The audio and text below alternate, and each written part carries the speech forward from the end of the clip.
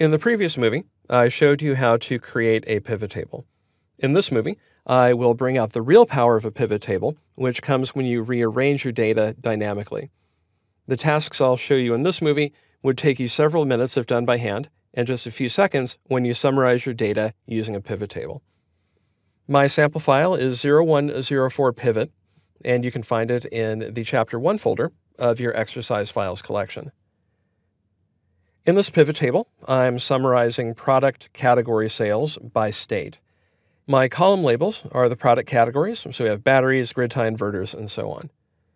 Let's say that I want to rearrange the data in tabular form.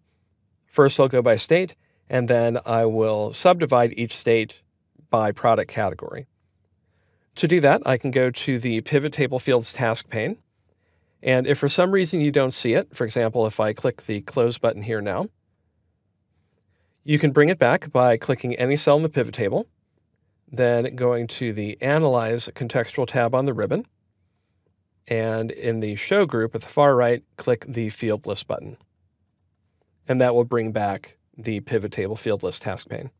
I can use the controls in the Drag Fields Between Areas Below panel of the task pane to change the data's arrangement.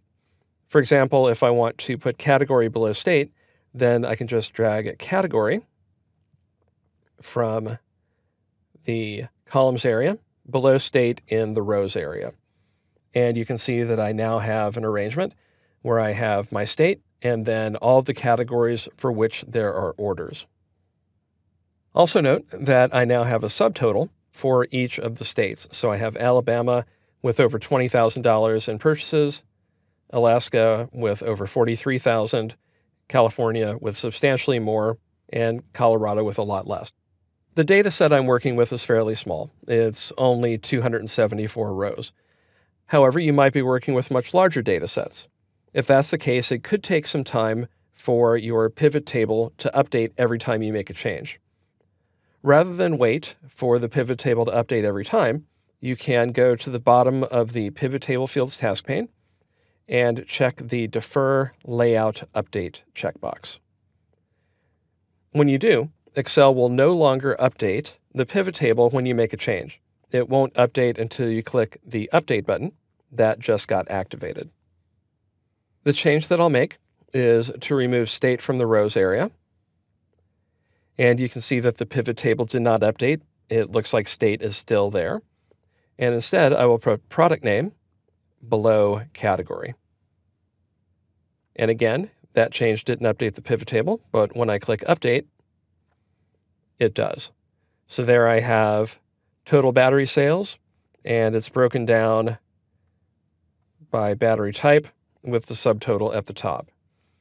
If you want to turn updating back on, you can clear the Defer Layout Update checkbox, and any changes you make, such as by removing product name from the pivot table, will be updated immediately. Changing a pivot table's arrangement shifts the data's emphasis, enabling you to examine the data from different perspectives quickly and easily. If you find your pivot table isn't updating as quickly as you'd like, you can defer any layouts until you're done making your changes.